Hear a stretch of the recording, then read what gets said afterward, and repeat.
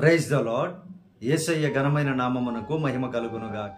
ఈ దినకాలపు ఆశీర్వాదపు లేఖనము కీర్తన గ్రంథము 130వ కీర్తన 7-8 వచనాలు.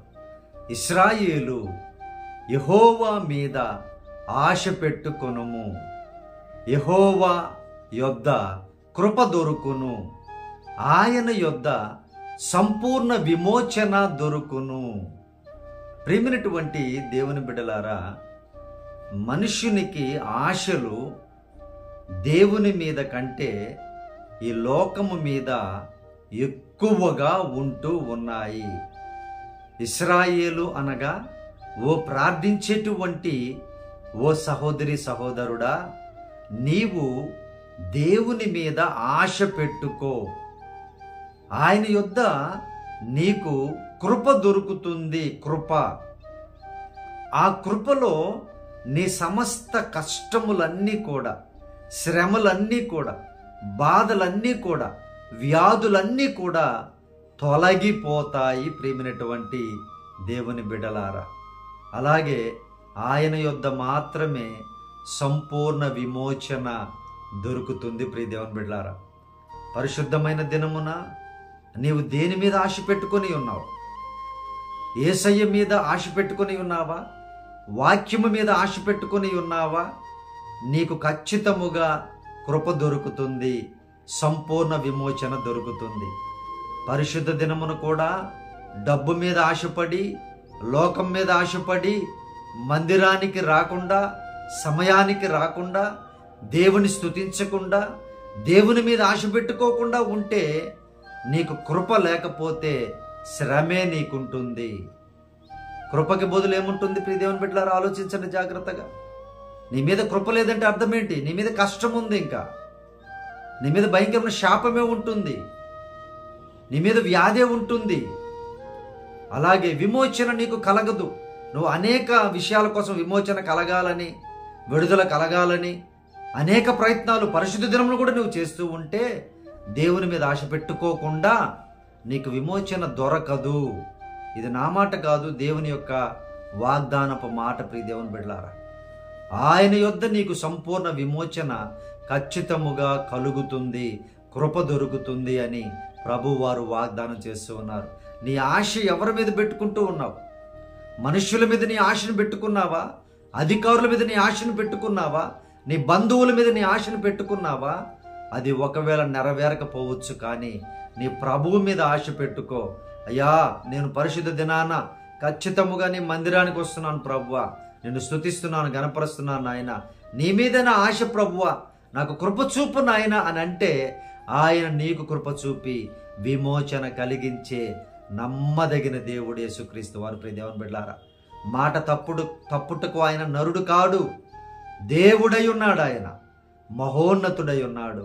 ఆయన ఇస్తున్నటువంటి మాట ఇది. ఆయన యొద్ద కృప ఖచ్చితముగా మీకు దొరుకుతుంది, సంపూర్ణ విమోచన మీకు కలుగుతుంది.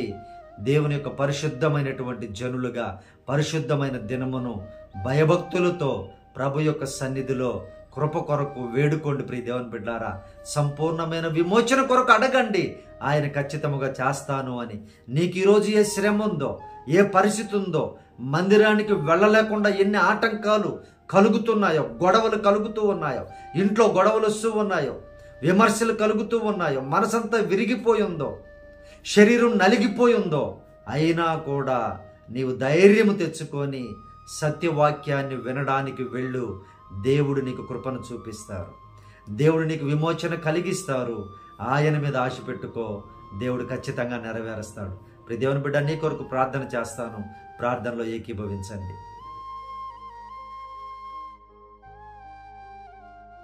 పరిశుద్ధుడా, మా ప్రియ పరలోకపు తండ్రి, ఈ వాగ్దానమును చూస్తున్నటువంటి బిడ్డలు నాయన, ఈ లోకము మీద ఆశను విడిచిపెట్టుకొని మీ మీద ఆశ పెట్టుకొనుటకు మీరే సహాయము చేయమని అడుగుచూ ఉన్నాం ప్రభువా. మీ యొద్ద నాయన సమృద్ధి అయిన కృప ఉంది ప్రభువా, మీ సన్నిధిలో సంపూర్ణ సంతోషం ఉంది నాయన. మీ బిడ్డలకు దానిని అనుగ్రహించుదురుగాక. యేసునామమును అడుగుచూ ఉన్నాం ప్రభువా. పరిశుద్ధుడా, ఏ బిడ్డల శ్రమల్లో ఉన్నారో, ఏ పరిస్థితుల్లో ఉన్నారో, ఏ అనారోగ్యములో ఉన్నారో, మీరే సహాయము చేసి సంపూర్ణ విమోచన మీ బిడ్డలకు దయచేసి ఆశీర్వదించుదురుగాక. ప్రభా మీరే సహాయం చేయండి అయ్యా. అయ్యా మందిరానికి వెళ్లకుండా ఆటంకపరుచున్న సైతాను శక్తులను అణగద్రొక్కండి ప్రభువా. హృదయంలో ఉన్న వేదనను తొలగించండి నాయన. అయ్యా తండ్రి ప్రభ మిమ్మల్ని హృదయపూర్వకముగా ఆరాధించి అయ్యా మీ సన్నిధికి రావడానికి కృపను దయచేయమని ఈ దినకాలపు దీవెనలతో, ఈ వాగ్దానపు దీవెనలతో చూసిన ప్రతి బిడ్డని సమృద్ధిగా దీవించమని యేసు నామమున అడిగి వేడుకొనుచున్నాము తండ్రి, ఆమేన్.